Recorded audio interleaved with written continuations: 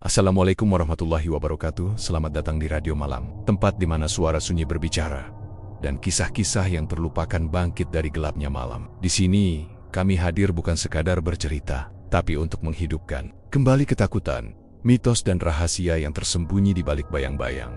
Matikan lampu, pasang headsetmu, dan bersiaplah, karena malam ini kita tidak sendirian. Radio Malam, suara dari dunia yang tak terlihat. Gresik, Jawa Timur. Di sebuah sudut kota yang ramai dan penuh hiruk-pikuk pasar, berdirilah sebuah toko emas mewah bernama Mas Mulia Haji Alwi. Bukan toko sembarangan, bangunannya 2 lantai, ber-AC, dijaga satpam siang malam dan selalu ramai pembeli. Bagi warga sekitar, nama Haji Alwi sudah melegenda. Ia bukan hanya pedagang, tapi juga tokoh masyarakat, sering ceramah di masjid, dan dikenal dermawan. Namun, tak semua tahu apa yang disimpan di balik kemilau emas dan senyum ramah sang Haji. 25 tahun lalu, Haji Alwi bukan siapa-siapa. Ia hanya seorang pedagang kaki lima yang menjual perhiasan imitasi di emperan pasar. Hidupnya pas-pasan, tapi tekadnya kuat. Ia berjuang dari nol bersama istrinya, Meli, seorang wanita cantik dan pendiam yang ia nikahi di usia muda. Hidup susah membuat mereka tak banyak pilihan, apalagi saat anak pertama mereka lahir, dan usaha makin tertekan oleh banyaknya saingan. Di tengah keputusasaan, muncullah seorang teman lama yang menawarkan jalan pintas. "Kalau kamu mau kaya 7 turunan, saya kenal orang yang bisa bantu," bisik si teman kala itu. Tapi ya harus berani bayar harga. Awalnya Alwi tak percaya, tapi malam itu juga, ia dan Meli dibawa ke sebuah tempat di pinggiran hutan Lamongan. Di sana, mereka bertemu seorang kakek tua berjubah hitam. Matanya tajam, bibirnya terus komat-kamit membaca mantra. "Saya bisa bantu usaha kalian besar, tapi syaratnya satu. Kalian harus memberikan tumbal, tidak sekarang, tapi secara berkala. Tumbal itu harus orang yang menghalangi rezekimu pesaing, orang dengki, siapapun yang menjadi penghalang emasmu. Lalu, setelah itu, akan ada kutukan. Setiap generasi kalian akan ada yang mati, satu demi satu. Sampai genap 7 turunan, jelas sang dukun dengan suara serak. Meli sempat ragu, tapi Alwi menggenggam tangannya erat. Kalau kita tetap miskin, anak-anak kita juga bakal susah. Ini demi masa depan, katanya. Mereka sepakat. Di malam gelap dan berkabut itu, dengan darah ayam hitam dan sesajen dari 13 bunga, perjanjian diteken. Perjanjian tanpa kertas, tapi mengikat hingga akhir hayat. Setelah itu, hidup mereka berubah drastis. Usaha naik pesat. Tiba-tiba toko emas kecil mereka menjadi ramai. Beberapa pesaing bangkrut. Ada yang jatuh sakit, bahkan meninggal dalam kondisi misterius. Dan setiap kali itu terjadi, bisnis Haji Alwi selalu melonjak. Dari toko kecil menjadi ruko, dari ruko menjadi bangunan megah. Dari 1 cabang jadi 3, warga hanya bisa kagum. "Masya Allah, Pak Haji memang rezekinya deras," kata orang-orang. Mereka tak tahu bahwa setiap kenaikan itu dibayar dengan nyawa. Tahun demi tahun berlalu. Haji Alwi dan Bu Haji Meli dianugerahi 7 orang anak, laki-laki dan perempuan. Semuanya sehat, cerdas, dan terlihat bahagia. Tapi bayangan masa lalu terus menghantui. Meli sering mimpi buruk. Ia melihat anak-anak mereka dikelilingi bayangan hitam. Ia mendengar suara tangis dari balik lemari saat malam. "Bang, aku takut," bisik Meli suatu malam. "Kalau pesugihan itu benar-benar akan menuntut darah anak-anak kita." Haji Alwi hanya diam. Ia tak mau terlihat takut, tapi jauh di lubuk hatinya, ia juga gelisah. Ia mulai sering ke masjid, mulai rajin bersedekah. Tapi semua itu tak menghapus perjanjian yang dulu dibuat. Dan malam itu, saat anak pertama mereka berusia 17 tahun, kutukan itu benar-benar mulai menampakkan taringnya. Angin malam berhembus dingin di kota Gresik. Di rumah besar bergaya modern milik Haji Alwi, suasana terasa lebih sepi dari biasanya. Malam itu, tidak ada suara tawa anak-anak, tidak ada aroma masakan dari dapur, semuanya sunyi. Seolah ada sesuatu yang sedang mengintai menunggu momen yang tepat untuk menyerang. Anak pertama Haji Alwi dan Bu Haji Meli bernama Aldi. Ia adalah anak yang cerdas, sopan dan aktif di berbagai kegiatan sekolah. Aldi juga rajin salat dan bercita-cita menjadi insinyur. Semua orang menyukainya. Ia seperti lambang kesuksesan keluarga itu, anak emas dari toko emas. Namun sejak ulang tahunnya yang ke-17, Aldi mulai menunjukkan perubahan. Ia sering mengeluh, mimpi buruk. Ia bangun di malam hari dengan keringat dingin dan matanya terlihat selalu cemas. "Ma, aku sering mimpi ada orang tua berjubah hitam berdiri di pojok kamar." Dia nggak ngomong apa-apa, cuma menatap terus, kata Aldi suatu pagi. Bu, Haji Meli menahan napas. Ia tahu betul sosok yang dimaksud. Sudah 2 kali sosok itu muncul juga dalam tidurnya, bahkan kadang dalam keadaan terjaga. Cuma mimpi, nak. Baca doa sebelum tidur, ya, ujarnya sambil mencoba tersenyum. Tapi tangan Meli gemetar saat mengusap kepala anaknya beberapa hari. Kemudian, Aldi mengajak teman-temannya pergi keluar kota untuk camping di daerah perbukitan dekat. Pacet, ia ingin refreshing setelah ujian sekolah. Haji Alwi awalnya melarang, tapi Aldi memohon. Akhirnya diizinkan. Namun malam ketiga camping, telepon rumah Haji Alwi berdering kencang. Suara dari ujung telepon panik, patah-patah. "Pak Haji, ini soal Aldi. Dia jatuh ke jurang." Dunia runtuh seketika bagi keluarga itu. Jenazah Aldi ditemukan keesokan harinya oleh tim SAR. Dalam kondisi sudah tidak bernyawa. Anehnya, tubuhnya tidak rusak parah. Hanya luka ringan di bagian kepala. Padahal, keterangan saksi mengatakan Aldi terpleset dari tebing setinggi lebih dari 30 meter. Pihak medis mengatakan penyebab kematian adalah serangan jantung mendadak sebelum jatuh. Tapi Aldi tidak punya riwayat jantung. Ia sehat. Bahkan sehari sebelum kejadian ia masih sempat berlari-lari dan bercanda dengan teman-temannya di rumah duka. Suasana benar-benar mencekam. Pelayat datang silih berganti. Tapi yang paling membuat merinding adalah aroma melati yang menyengat dari tubuh jenazah Aldi, bau yang tidak hilang meski sudah dimandikan berkali-kali. Saat jenazah Aldi akan dikafani, Bu Haji Meli tiba-tiba pingsan. Dalam pingsannya, ia mengigau, "Maafkan aku, nak, ini bukan salahmu. Ini tumbal, ini tumbal." Haji Alwi hanya bisa menatap kosong ke arah anak sulungnya yang terbujur kaku. Hatinya seperti dirajam ribuan jarum. Tangannya yang biasa menggenggam emas, kini terasa tak berguna. 7 hari setelah pemakaman, sebuah kejadian menggetarkan terjadi. Di ruang tengah rumah, cermin besar retak sendiri tanpa alasan. Saat dilihat lebih dekat, retakan itu membentuk seperti wajah seseorang yang sedang menjerit. Pembantu rumah pun berhenti bekerja karena mengaku melihat sosok anak remaja berjalan malam-malam di lorong, mengenakan baju putih yang sama seperti terakhir kali dikenakan Aldi. Bu Haji Meli mulai kehilangan semangat hidup. Ia terus menyalahkan dirinya. "Ini bukan kecelakaan, ini perjanjian itu, Bang. Ini balasan pertama." Lirihnya sambil menangis di ruang sholat. Haji Alwi menolak mengakuinya. Ia mencoba berdalih, tapi malam itu, ketika ia sendiri dalam kamar dan hendak memejamkan mata, ia mendengar suara lirih di telinganya. 1 sudah lunas, 6 lagi. Tubuhnya langsung menggigil. Peluh dingin membasahi lehernya. Ia tahu apa yang pernah ia setujui puluhan tahun lalu baru saja menagih bayarannya.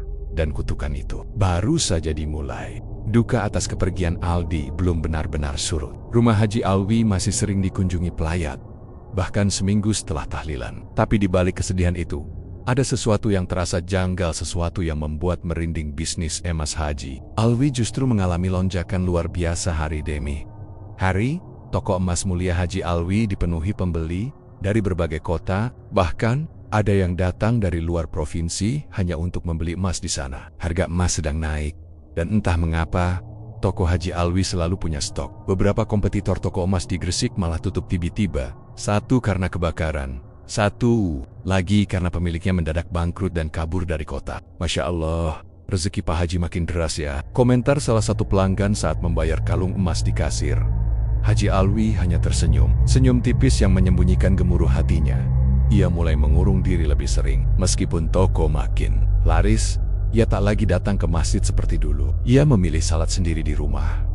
Lebih sering menghabiskan waktu di ruang kerja yang penuh dengan berkas dan satu benda tua, sebuah botol kaca kecil berisi tanah merah dan potongan rambut manusia. Botol itu bukan benda biasa. Ia menyimpannya sejak malam perjanjian itu 25 tahun lalu. Bu Haji Meli pun tak kalah murung. Sejak Aldi meninggal, ia sulit tidur. Beberapa kali ia mengaku melihat sosok anaknya duduk di pinggir ranjang saat tengah malam. Kadang hanya diam, kadang menangis dengan mata kosong. "Kita harus hentikan ini, Bang," isaknya suatu malam. "Kita harus ke pesantren. Kita tobat, kita buka semua." Haji Alwi menatap istrinya tajam. "Kalau kita buka, semua akan hancur. Kita bisa dipenjara, kita bisa dibenci. Usaha kita akan diserang. Apa kamu mau 7 anak kita yang lain hidup miskin dan dibuli warga?" Meli terdiam. Dalam hati ia tahu, semua itu benar. Tapi harga dari keheningan itu begitu mahal. Nyawa anaknya sendiri. Anak-anak lain di rumah mulai menyadari perubahan suasana. Fahmi, anak kedua, mulai bertanya-tanya kenapa toko kita makin ramai pasca Aldi meninggal ya. Tanyanya polos, "Suatu pagi kok kayak ada yang aneh aja." Alwi menatap Fahmi dalam-dalam.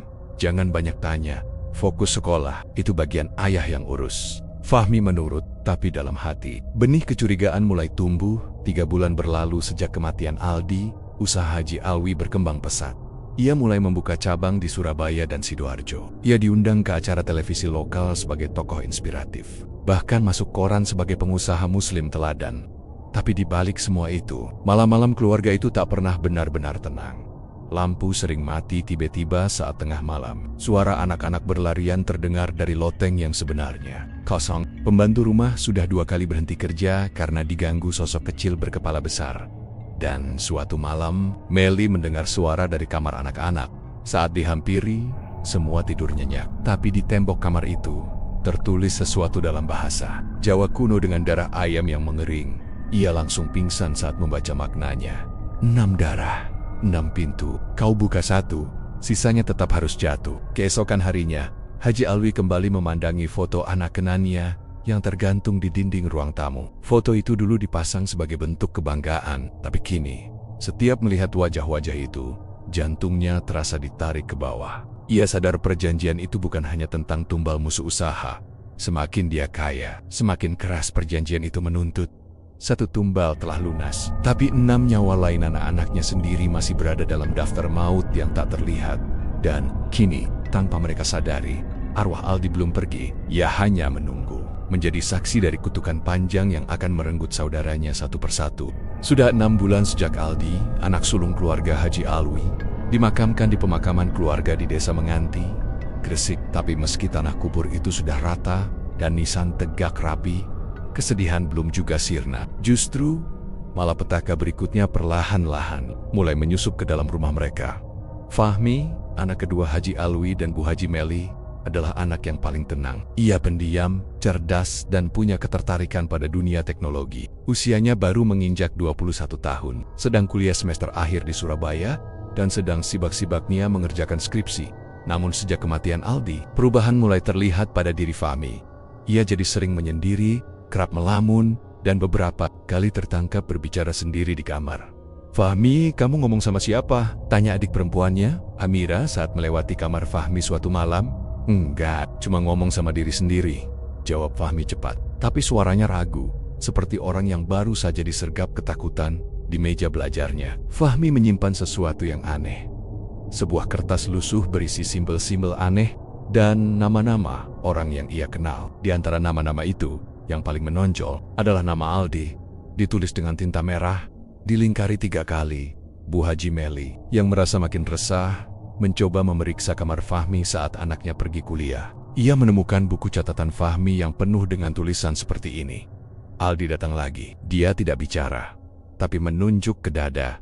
Ayah menyembunyikan sesuatu. Toko emas itu berlumur darah. Setiap membaca 1 baris, tubuh Meli makin gemetar. Ini bukan sekadar keluhan anak yang sedang stres. Ini seperti pesan dari dunia lain. Malam Jumat Legi, Fahmi pulang ke rumah lebih cepat dari biasanya. Wajahnya pucat, matanya sembab, dan tubuhnya lemas. "Aku lihat Aldi, Ma," katanya sambil menggenggam tangan ibunya erat. Dia berdiri di depan toko, compang-camping, wajahnya penuh luka. Tapi dia nggak marah. Dia cuma bilang, "Giliranmu sudah dekat." Meli menangis sayada jadinya malam itu. Ia memohon pada Alwi agar mereka menghentikan semua ini.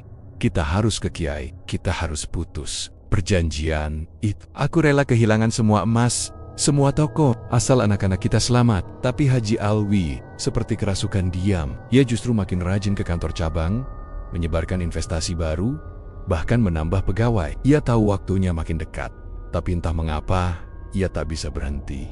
Dan pagi itu, petaka datang. Fahmi ditemukan tak sadarkan diri di dalam kamar, tubuhnya kejang-kejang, mulut berbusa. Ia dilarikan ke rumah sakit. Dokter menyatakan serangan jantung, tapi hasil laboratorium membingungkan. Tidak ada riwayat penyakit, bahkan kondisi jantungnya sehari sebelumnya dinyatakan normal. Fahmi sempat siuman beberapa menit, dipelukan ibunya. Ia berkata dengan suara pelan, "Jangan salahkan Aldi, dia cuma disuruh yang marah. Yang di bawah tanah itu minta darah lagi." Setelah itu, jantungnya berhenti berdetak. Tangis kembali menggema di rumah besar Haji Alwi. 1 lagi anak, mereka terkubur. 1 lagi tumbal terbayar, tapi kali ini, Haji Alwi tidak sekadar menangis. Ia mengurung diri di musala rumah selama 3 hari. Tak makan. Taktider. Di matanya tampak kelelahan dan ketakutan yang dalam. Ia mulai menyadari ini bukan lagi soal Mas. Ini bukan soal perjanjian. Ini kutukan yang menuntut lunas. 4 hari setelah pemakaman Fahmi, Bu Haji Meli mengalami mimpi yang berbeda dari biasanya.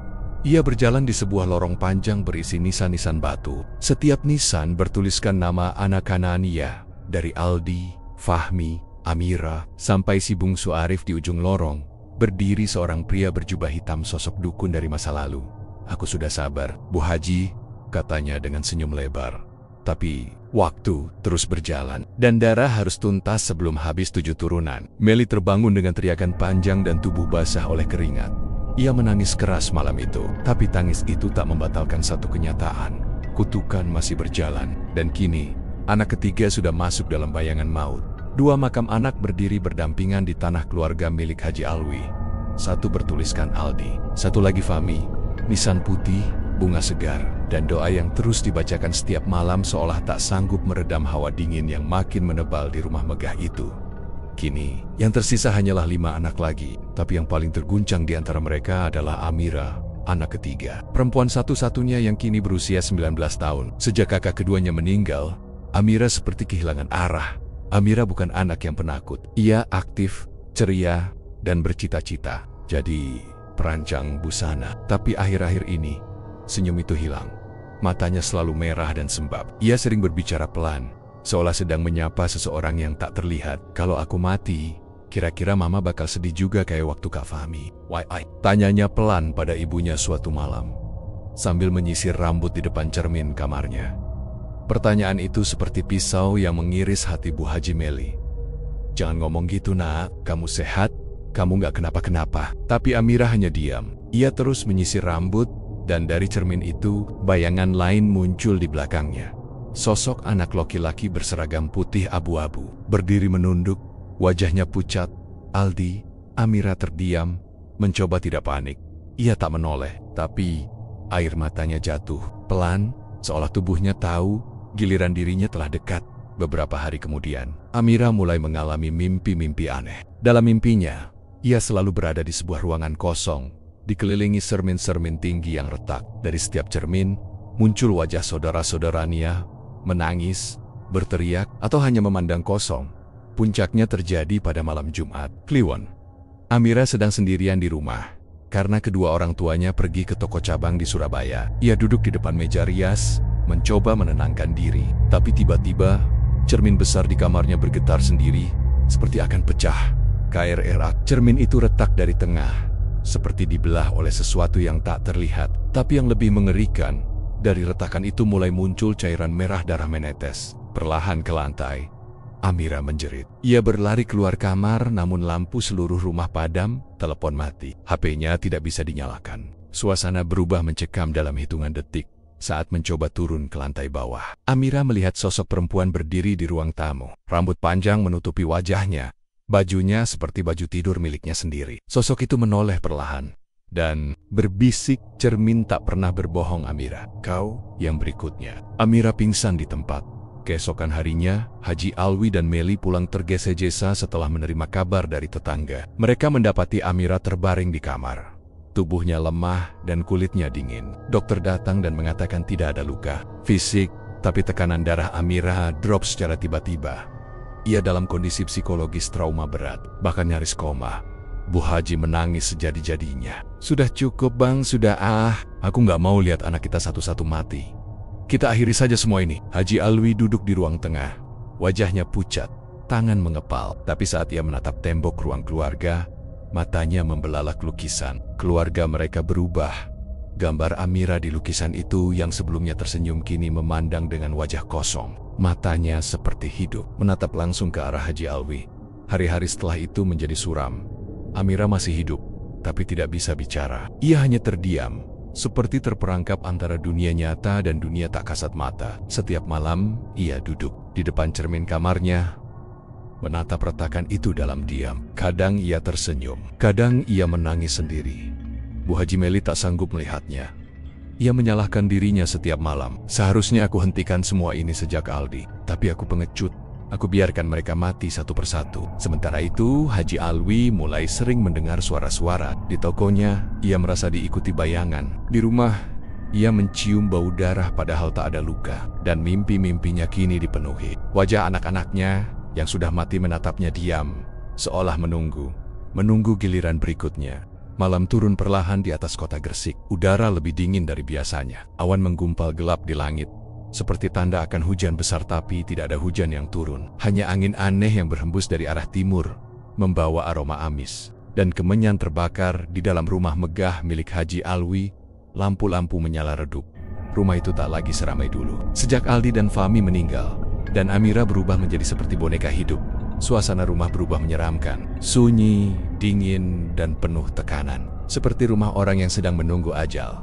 Bu Haji Meli duduk termenung di ruang tamu. Matanya sembab, tubuhnya makin kurus. Hampir setiap malam ia tak tidur. Kadang ia mendengar suara anak Kenania memanggil dari sudut rumah.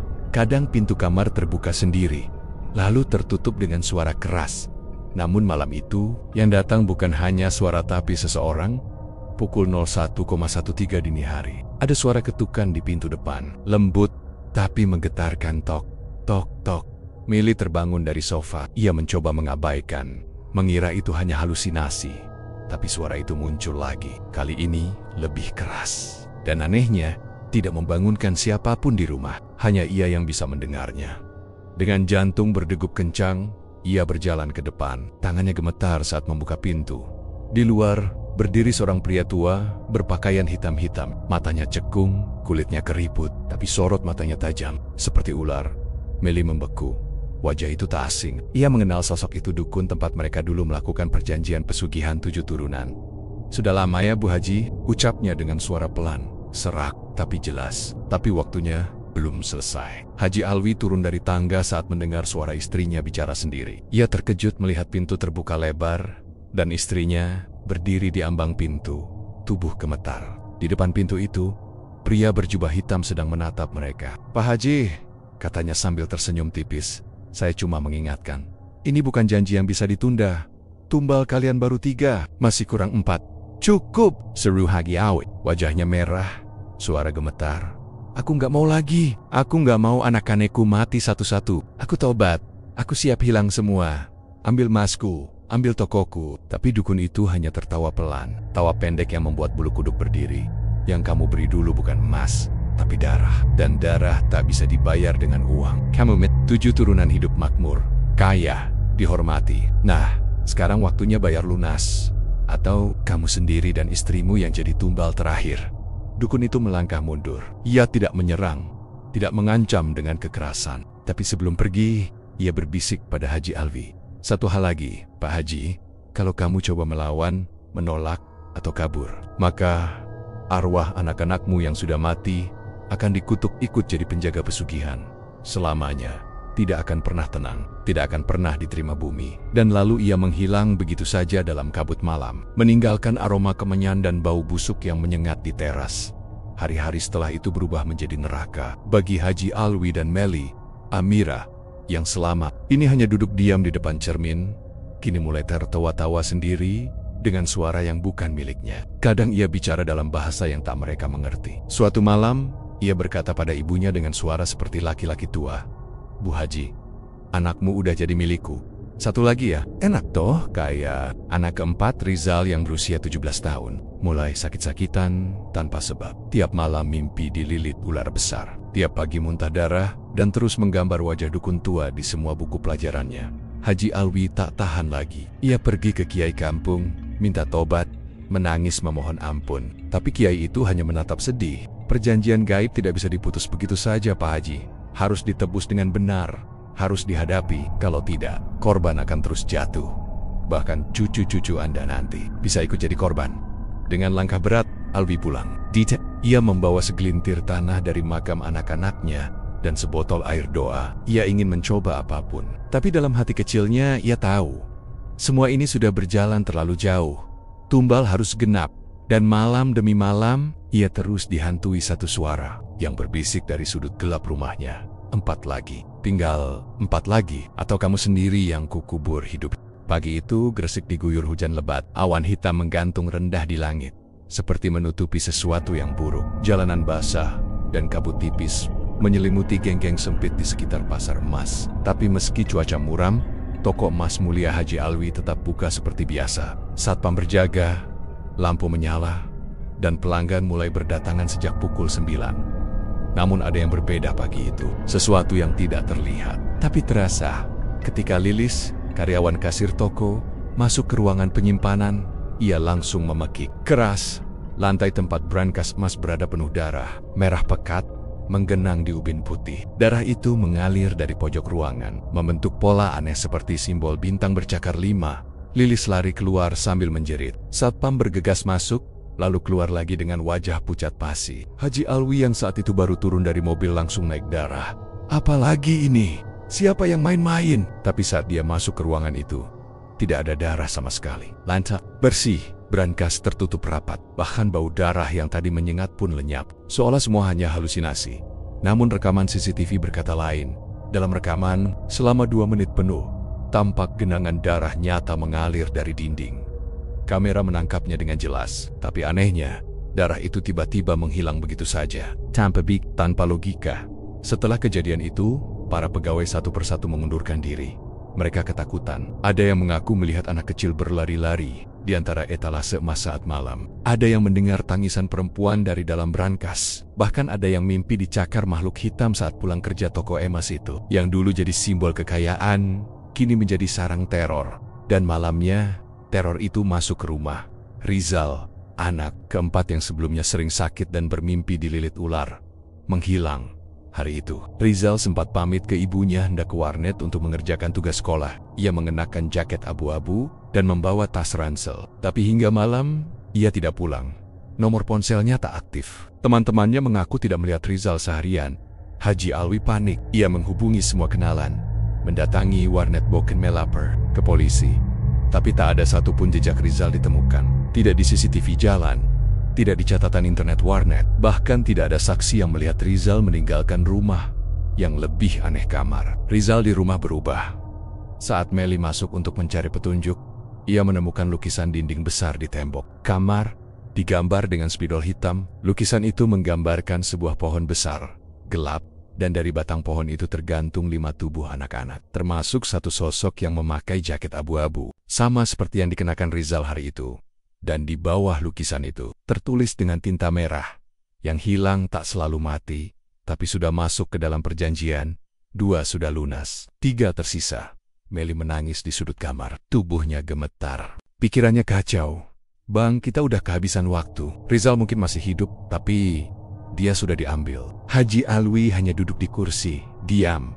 Ia sudah terlalu lelah untuk melawan. Ia menatap foto keluarga mereka yang tergantung di dinding. Kini dari 7 anaknya, 2 sudah mati, 1 hilang, dan 1 lagi lumpuh jiwa. Rumah itu tidak lagi seperti rumah. Setiap malam mereka mendengar pintu terbanting sendiri, suara langkah kaki di atap, dan bau anyir darah yang entah dari mana asalnya. Bahkan lilin-lilin doa yang mereka nyalakan selalu padam sebelum habis. Haji Alwi tahu, semakin ia menunda, semakin ganas pesugihan itu menagih. Tapi ia juga tahu, jalan kembali tak semudah meminta ampun. Pada malam berikutnya, Haji Alwi bermimpi. Ia berada di sebuah tanah lapang, penuh kabut. Di tengah lapangan itu, berdiri 7 sosok anak-anak, semuanya memunggungi dia. Di depan mereka, berdiri dukun berjubah hitam dengan cangkul di tangan. Sang dukun berkata, "Kalau kamu mau mereka tenang, genapkan tumbalnya. Atau satu persatu mereka akan jadi penjaga pohon darah selamanya. Bahkan arwahnya pun tak bisa kamu selamatkan." Saat terbangun, tubuh Haji Alwi dipenuhi keringat. Tapi yang membuatnya benar-benar menggigil adalah telapak kakinya berlumpur, seolah benar-benar berjalan di tanah basah saat bermimpi tadi. Rumah megah yang dulunya menjadi lambang kejayaan keluarga Haji Alwi, kini seperti rumah duka yang tak pernah usai. Suara tawa anak-anak telah lama hilang, berganti dengan langkah kaki yang menggema di malam hari.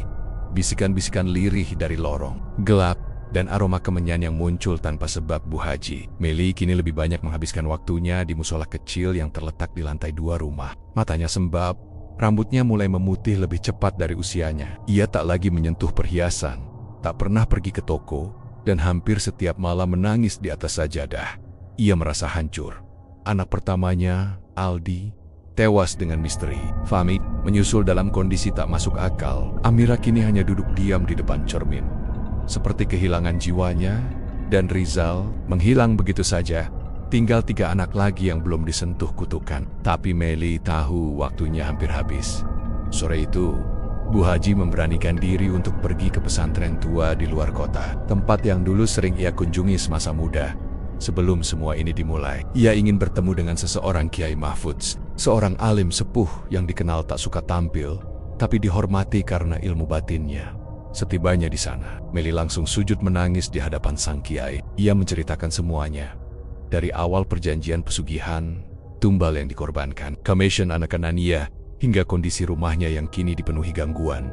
Kiai Mahfudz hanya mengangguk pelan. Wajahnya tenang, tapi suaranya tegas. Bu Haji, tidak ada perjanjian dengan setan yang tak berbalas. Kamu dan suami memilih jalan itu, maka kamu harus bertanggung jawab. Tapi, masih ada satu jalan. Tapi, jalannya tidak mudah. Kamu harus jadi penebusnya. Meli mengangkat wajahnya, mata basahnya, menatap bingung.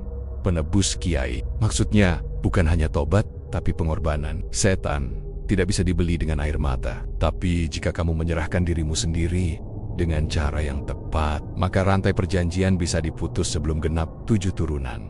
Tapi itu hanya berlaku kalau niatmu ikhlas. Kembali ke rumah, Meli tak berkata sepatah kata pun kepada Haji Alwi.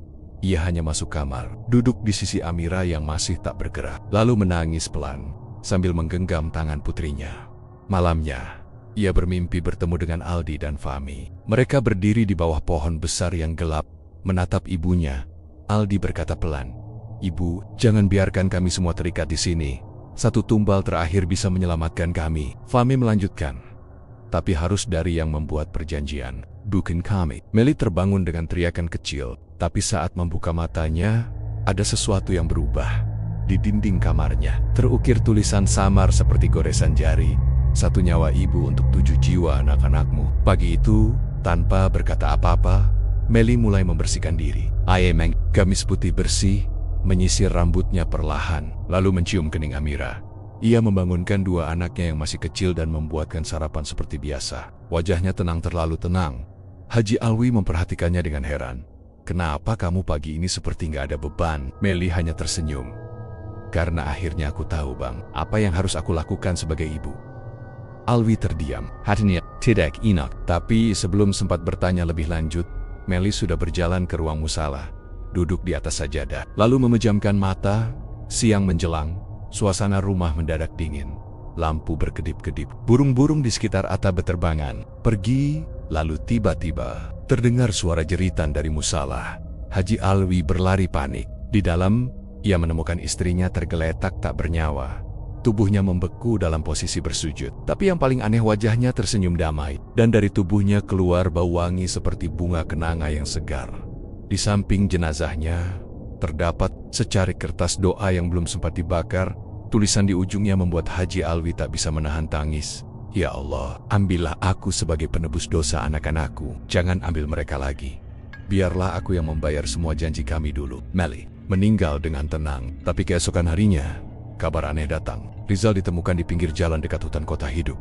Meski linglung dan tidak bisa menjelaskan di mana ia selama ini, ia hanya menggumam, "Aku sempat ditahan, tapi ibu datang." Dia yang membuka pintu itu, dan yang lebih mengejutkan, Amira mulai bicara kembali. Ia menangis dan memeluk ayahnya, seolah baru terbangun dari mimpi panjang. Kutukan itu seperti berhenti seketika. Namun di pojok rumah, dalam cermin besar kamar Amira yang dulunya retak, kini muncul bayangan samar sosok perempuan mengenakan gamis putih tersenyum, lalu hilang pelan-pelan. Bukan hantu, bukan roh gentayangan, tapi jiwa seorang ibu yang telah menebus semuanya dengan cinta dan nyawa. Rumah megah Haji Alwi perlahan kembali tenang setelah kepergian Bu Haji Meli yang meninggal dalam keadaan sujud. Suasana mistis yang selama ini menyelimuti rumah itu seperti menghilang perlahan. Tidak ada lagi suara tangisan tengah malam. Tidak ada lagi pintu terbuka sendiri, cermin retak, atau aroma darah yang menyengat di pagi hari. Rizal pulang dengan tubuh lemah tapi perlahan-lahan pulih. Amira mulai bicara dan tersenyum kembali. 2 anak bungsu yang masih duduk di bangku sekolah, Dasar pun kembali ceria. Bahkan karyawan toko emas yang dulu mundur karena ketakutan, mulai berdatangan kembali satu persatu, seolah semuanya telah selesai. Namun hanya Haji Alwi yang tahu, tidak semuanya selesai. Setiap malam, ia duduk di musala, sendirian, memandangi sajadah kosong di sampingnya. Sajadah yang dulu dipakai Meli untuk berdoa. Sajadah tempat istrinya menyerahkan nyawa demi menyelamatkan anak-anak mereka.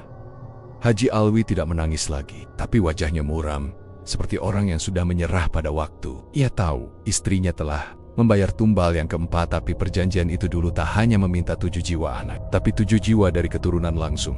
Dan jika anak-anak selamat, maka dialah yang harus menutup hitungan. Pada suatu malam Jumat, ketika kota Gresik diguyur hujan deras, Haji Alwi mengalami mimpi yang sangat nyata. Dalam mimpi itu, ia kembali berdiri di tanah lapang yang sama seperti mimpinya dulu. Kabut tebal menyelimuti sekeliling. Tapi kali ini, ia berdiri sendirian. Tidak ada anak-anak, tidak ada dukun, tidak ada suara.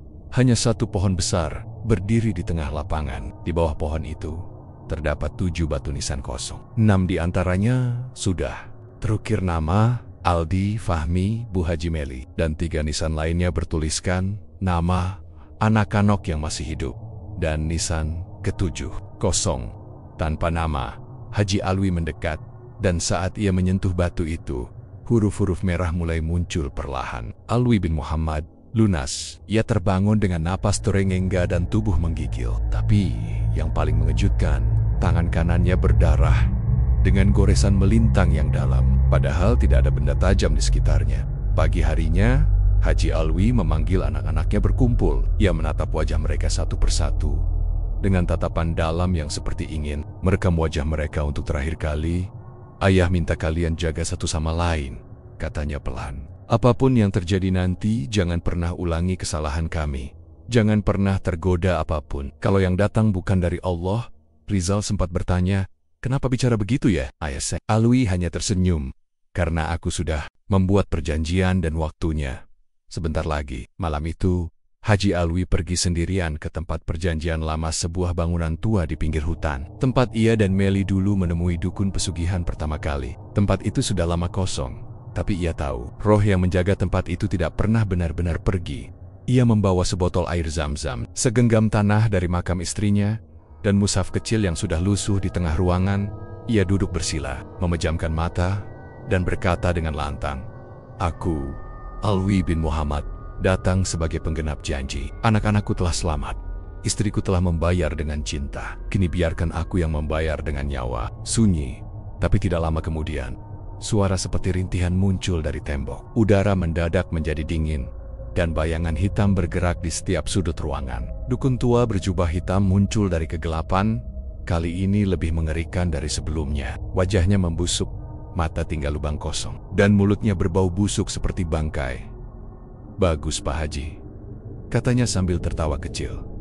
"Akhirnya kau sadar. Semua harus lunas. Tak ada yang tahu pasti apa yang terjadi malam itu. Pasti." Esok paginya, warga menemukan tubuh Haji Alwi tergantung di pohon besar dekat bangunan tua itu. Di tangannya tergenggam kuat mushaf kecil dan tulisan terakhir di kertas lusuh. "Jangan ulangi. Jangan jual anak-anakmu. Jangan lepas kendali karena ingin dunia. Karena akhirat bisa hilang selamanya." Jenazahnya dimakamkan di samping makam Meli, dan untuk pertama kalinya setelah bertahun-tahun, tidak ada lagi gangguan di rumah itu. Tidak ada mimpi buruk, tidak ada suara langkah, tidak ada bisikan, hanya sepi. Sepi yang damai.